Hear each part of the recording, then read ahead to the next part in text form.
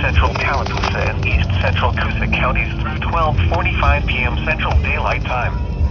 At 12:15 p.m. Central Daylight Time, Doppler radar was tracking a strong thunderstorm near Alexander City, moving east at 45 miles per hour. Hazard, wind gusts up to 40 miles per hour and pea-size hail. Source, radar indicated. Impact, gusty winds could knock down tree limbs and blow around unsecured objects. Minor hail damage to vegetation is possible. Locations impacted include Alexander City, Jayville, Camp Hill, Kellyton, Jackson's Gap, Hillary Creek, Northern Lake Martin, Wind Creek State Park, Eastern Lake Martin, Fish Pond, Ray, Horseshoe Bend National Military Park, Bear Park, Eagle Creek, and Horseshoe Bend. If outdoors, consider seeking shelter inside a building.